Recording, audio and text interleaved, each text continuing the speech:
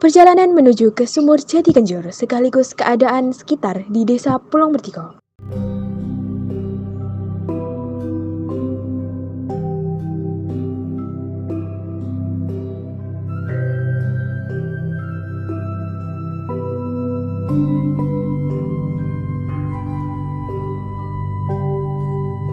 Penampakan sumur atau belik Jatikenjor, tempat Raden Tumenggung Jayangrono untuk mandi. Di tengah perjalanan menuju tempat-tempat peninggalan bersejarah, kita berhenti di Balai Desa Pulau Mertiko.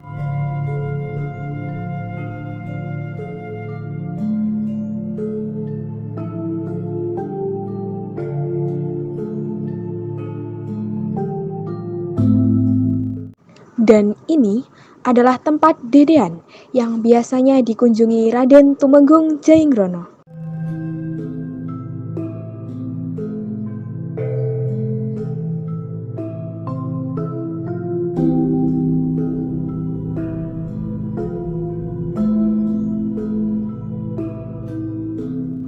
Penampakan Sumur Blandung, tempat Raden Tumenggung Jayangrono yang sesekali datang untuk mandi dan minum.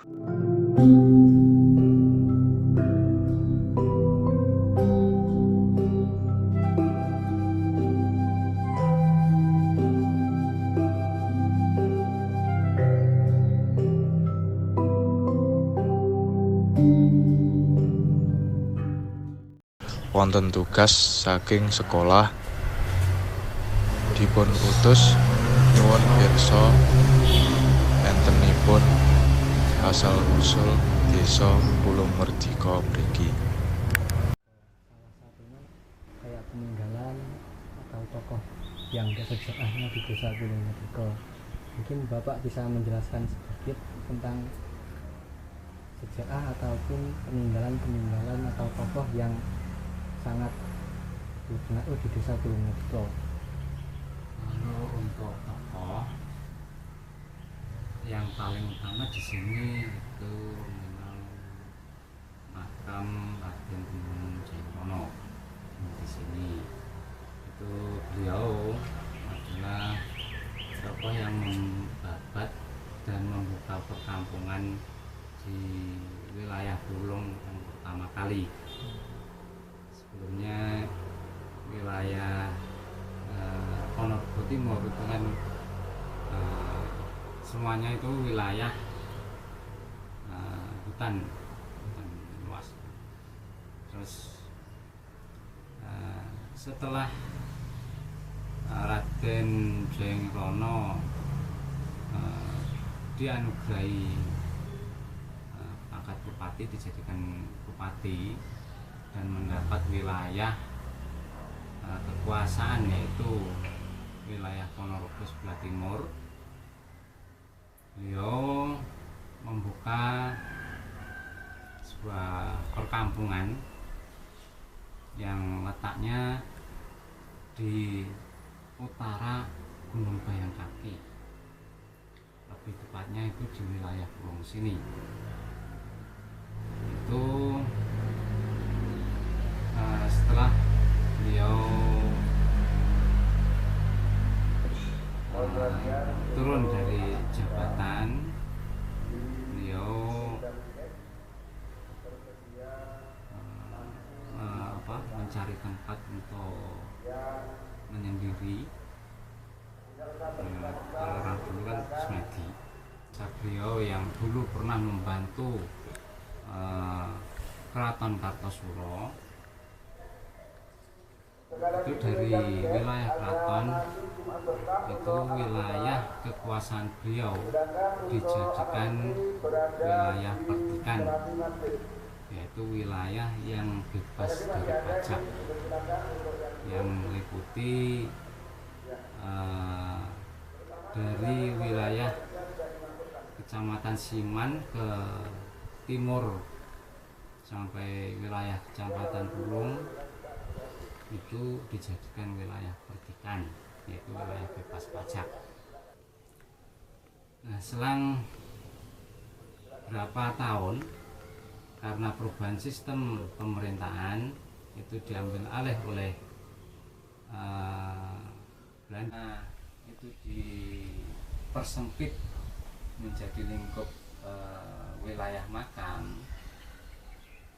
Jadi wilayah sebagian wilayah Kecamatan Pulung yang khususnya itu wilayah lingkup makam itu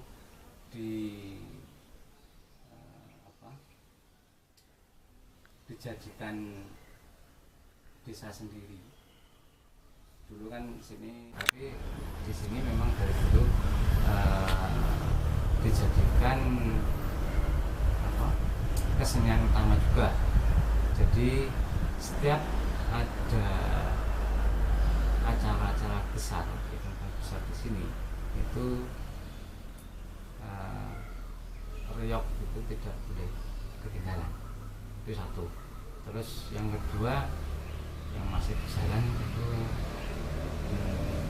selamatan.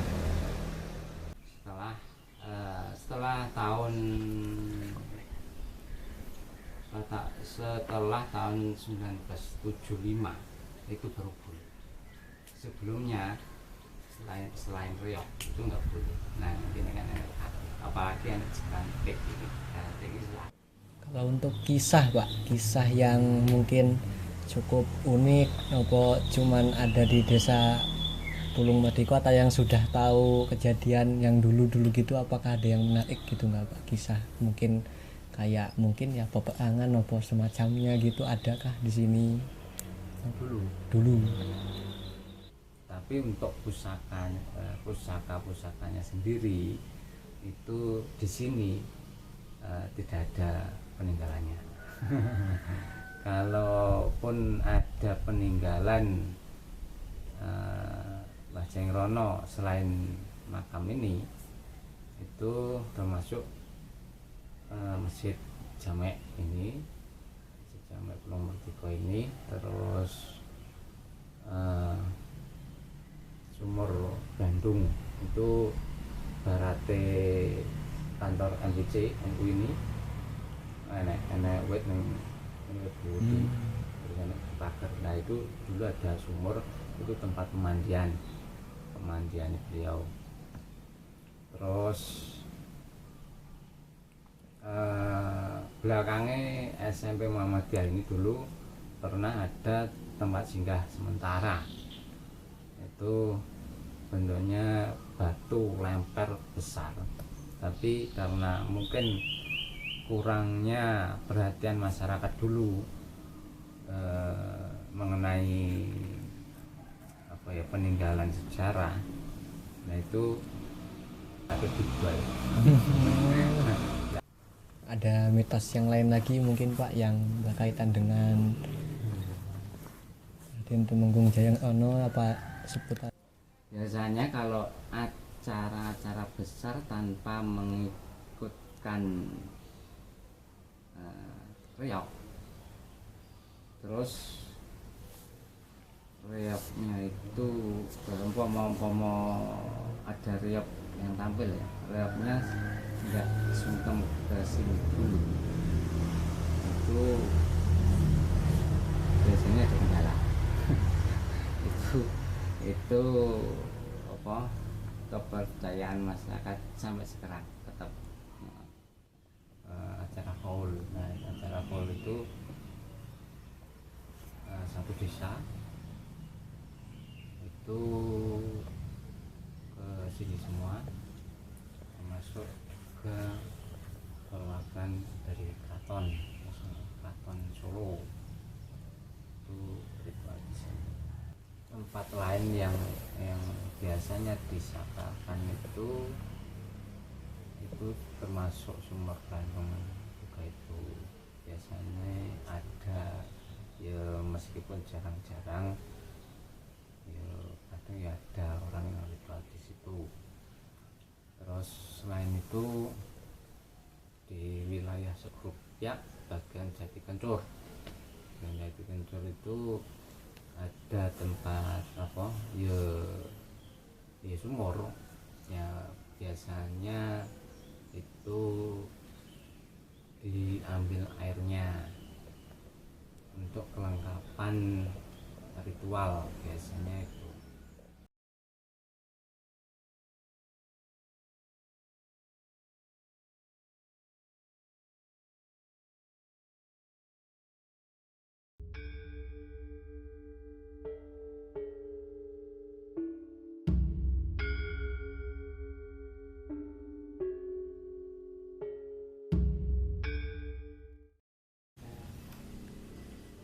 Saya lupa, ini pun kula soal fikih, pindah silaturahmi, kaping kalipun kula sakaca dadi pirsa wontenipun asal usul saking desa pundi. Wonten utusan saking sekolahan. Ini gini Pak, kalau asal usul desa Gunung Mediko itu gimana Pak? Jaraknya desa Gunung Mediko ini itu itu kalau dulunya itu wilayah wetan, istilahnya yang wetan, yang Ponorogo itu semua itu yang punya yang dimiliki Jayabrono. Nah Jayabrono itu dulu kerajaannya itu di daerah Ponorogo Silor, daerah Babakan itu. Nah setelah kira-kira pensiun, istilahnya itu pensiun, istilahnya istirahat mesanggah di wilayah Pulau sini. Nah, tempatnya itu di daerah Segaran situ. Segaran itu wilayah Pulau. Nah di situ. Nah, karena itu namanya perdikan itu dibebaskan dengan pajak. Nah, berdirilah desa yang namanya desa Pulau yang merdeka itu istilahnya dibebaskan dari pajak itu. Ya itulah itu mulai pajak gitu. Jadi dia itu kenapa kok dinamakan merdeka, karena dibebaskan pajak. Lain-lainnya itu ada pajaknya, ada sertifikatnya. Ya wilayah sini itu tidak ada pajak sama sekali. Akhirnya mulai ada yaitu kepala desa yang pertama kali itu rumahnya itu sekarang itu yang namanya Dejian itu sekarang sudah berdiri SMP Muhammadiyah itu dulunya di pagar itu ada ringingnya itu. Nah di situ itu namanya Dejian karena kalau rumahnya itu ya sebelahnya itu. Nah waktu mandinya yang Tumenggung Jayabrono namanya Sumur Bundung itu yang masih ada biasanya itu yang sebelah utara itu juga masih dilestarikan itu namanya Sumur Bundung itu tempat pemandian. Nah kalau masalah masjid untuk ibadah itu juga masih ada itu masjidnya seperti itu. Dulu masjidnya cuma kecil itu dulu itu. Tapi sekarang ya sudah. Nah, itu. Kalau itu Pak, pasnya itu katanya sebelum ada yang sifatnya itu pamit dulu orang yang biasa itu gimana Pak? Apa hubungannya? Ya, kalau masalah hubungan pamit dengan yang mencari itu memang ya namanya itu kita itu mempunyai leluhur, mempunyai budaya dengan orang-orang yang sudah tua yang mempunyai jasa. Itu kan harusnya kan ya istilahnya sopan santun itu kan harus pamit lah itu. Karena yang mempunyai aura itu waktu itu ya atau kebanggaan itu cuma yang kalau masalah kebudayaan itu sejak dulu itu cuma saya sepengetahuan saya itu di sini itu budayanya ada terus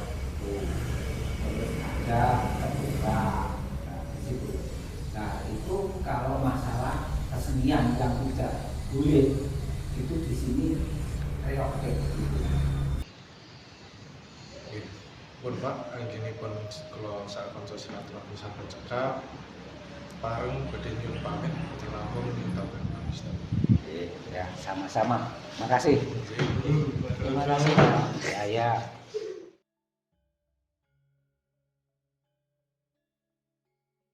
tantangan. Tantangan dalam pembuatan film dokumenter ini yakni pencarian narasumber. Selain itu, mencari bukti sejarah dan peninggalan yang akurat dan dapat dipercaya bukanlah hal yang mudah. Harapan. Kami berharap agar kebudayaan lokal yang ada di desa ini bisa dipelajari oleh generasi muda agar budaya tersebut tidak hilang dan dimakan oleh zaman.